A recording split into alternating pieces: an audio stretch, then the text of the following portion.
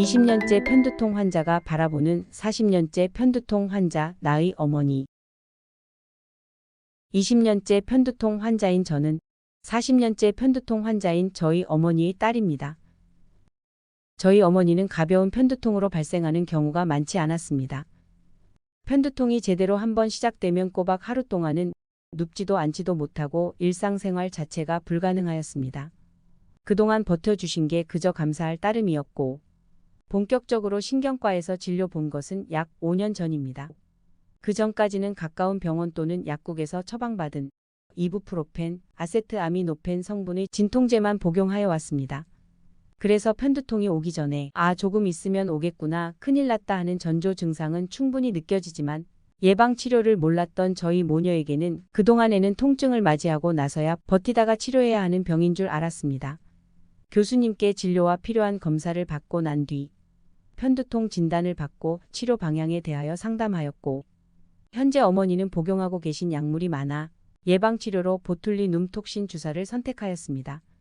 짧은 시간 동안 진료실에서 교수님께 투여받은 보툴리눔톡신은 통증도 없었고 오히려 체했을 때 손을 따는 것과 같이 시원하다고 표현하셨지만 아쉽게도 효과가 지속되는 기간은 점점 짧아졌고 어머니의 두통일기 앱에 두통 있는 날 표시는 점점 늘어만 갔습니다. 잠시 다음 이야기를 위해 제 이야기를 하고자 합니다.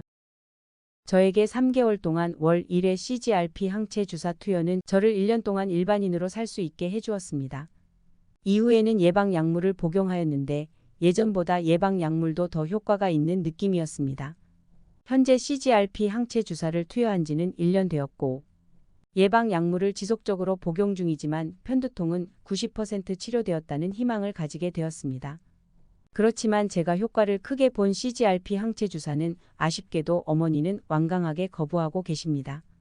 2년 전부터 편두통이 유독 심해지셨었는데 강원도에서 거주하시며 직장에 다니고 계셔서 서울에 자주 나와 진료를 볼 수 없는 환경이시기에 자가투여로 편두통 치료가 가능한 CGRP 항체 주사는 정말 어머니에게 필요하다 생각되었는데 어머니는 10년째 2형 당뇨병으로 인슐린을 투여하는 당뇨 환자이기도 하셔서 CGRP 항체 주사는 1회만 투여하는 방식이지만 어머니는 매일 아침 투여하는 인슐린에 충분히 힘들다고 거부하셨고 이해가 되어서 더욱 안타까웠습니다.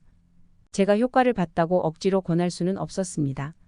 그러다가 이번 2023년도 대한두통학회 관련 기사에서 경구용 CGRP 억제제가 허가되었다는 기사를 읽었습니다. 기사 제목도 두통학회 신약 단비였는데 정말 가뭄의 단비 같은 소식이었습니다. 어머니께서 교수님께서 처방만 해주신다면 복용해보고 싶다라는 말씀을 주셨을 때 이번에는 도전해 볼 수도 있겠구나 싶어서 기뻤고 교수님과 빨리 상의해보고 싶어서 다음 진료일이 기다려집니다. 머리 아프다는 말은 흔히 쓰는 말이지만 결코 가볍게 흘릴 말이 아닙니다. 일상생활에 지장이 있을 정도로 혹은 반복적으로 머리가 아플 경우에는 참지 마시고 꼭 가까운 신경과 진료를 보셔서 정확한 진단을 받으시길 바랍니다. 그리고 보이는 곳에서도 보이지 않는 곳에서도 두통 환자분들을 위해 애써주시는 의료진분들께 감사 인사드립니다. 감사합니다. 지사 13.0 정적이다. 아닌가? 아니다. 생각을 하면 할수록 불안해진다. 이제 나는 생각이라는 굴레에 갇혀 당분간 빠져나오지 못할 예정이다. 걱정은 없다.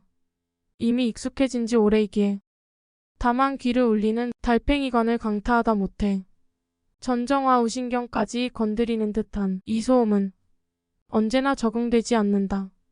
졸리다. 그러나 한동안 잠들지 못할 예정이다. 내 머릿속에 자리 잡은 지사 13.0이라는 녀석 때문에 3년 전인 2021년 5월 안 그래도 예민한 중학교 2학년인 나에게 갑작스레 등장한 이 녀석이 마냥 싫지만은 않았다. 덕분에 꽤나 꼼수 좀 부렸으니 말이다. 물론 진심으로 아픈 날들도 있었지만 안 아픈 날에도 학원을 쉬려고 아픈 척을 했다는 걸 솔직하게 털어놓겠다. 그때는 그저 학원을 빠질 핑계가 양심에 찔리지 않는 핑계가 있다는 사실에 머리를 쥐어짜는 고통 정도야. 눈 감아줄 수 있었다.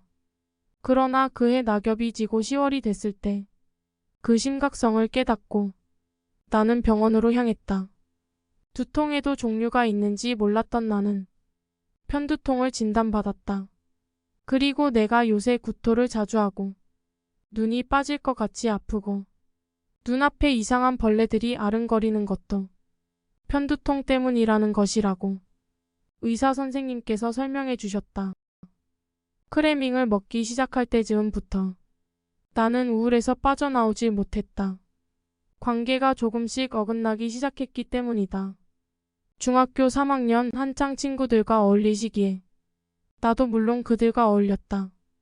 생각해보면 친구들은 내가 얼마나 아픈지 몰랐을 것이다. 어느 날은 스스로가 소름 끼치게 느껴졌다. 현관문이 닫히자마자 빛나던 눈은 반쯤 감겨 생기를 잃었고 실내화 주머니를 쥐던 손은 그 힘을 잃었다. 그리고 멀쩡한 척 연기한 그 대가로 몰려온 통증에 대응하기 위해 거의 매일 크래밍을 먹었다. 그러다 어느 날 통증이 최고를 찍더니 크래밍을 먹어도 내려올 생각조차 하지 않았다. 약물과다 복용으로 인한 두통이 새로 생긴 것이다. 그때 하필 2명의 친구와의 관계가 무너졌다. 믿음이 무너지는 건 한순간이었다. 그중 한 명은 나에게 이렇게 말했다. 아파서 학교 나오는 게 힘들면 그냥 관두라고. 내가 널 왜 이해해줘야 하냐고. 피가 식는 기분이었다. 애초에 나는 남들이 나를 이해해주길 기대하지 않는다. 나는 고등학교 1학년인 지금도 스스로를 증명하기 위해 발버둥 친다. 내가 아파도 이 정도로 공부할 수 있다고. 그런데 그 친구는 한순간에 나의 노력과 의지를 짓밟아 버렸다. 당시 중학교 3학년이었던 나는 매일 밤 물에 잠긴 것처럼 호흡을 가쁘게 쉬었고 내 마음을 굳게 잠궜다. 이런 내 곁에 있어준 진짜 친구들에게 잠시 고마움을 전한다. 시간이 흘러 어영부영 졸업한 후 나는 입원 치료를 통해 케프라를 만났다. 케프라를 만나기까지 긴 여정이었지만 지금 현재까지도 케프라를 복용 중이다. 2023년 여고에 진학했다. 그리고 일주일쯤 후 자퇴한 뒤 국제학교에 진학했다. 내가 하고 싶은 공부를 더 할 수 있는 기회를 잡고 싶었기 때문이다. 그렇지만 국제학교에서의 생활도 그렇게 평탄하지만은 않았다. 처음 한 달은 엠켈러티를 맞은 덕분인지 별 탈 없이 지나갔고 새로운 시작에 대한 기대감에 부풀었다. 그러나 엠켈러티를 4번째 맞았을 때부터 효과가 현저히 줄었다. 사실 생략했지만 크래밍 때의 기억을 외면한 채 살기 위해 약을 또 과도하게 먹었다. 살려면 진통제가 필요했으니까. 그렇지만 현재는 아예 진통제를 먹지 않는다. 참을만 해서가 아니라 그 2번의 기억이 내가 진통제를 먹는 것을 거부한다. 그래서 지금은 엠켈러티를 더블 도주로 그리고 보톡스와 후두신경 차단술도 받아보는 중이다. 문제는 내가 지쳤다는 것이다. 아직 편두통 3년차 밖에 안 된 10대가 뭘 벌써 지쳤냐고 할 수 있겠지만 지금의 나는 힘들다.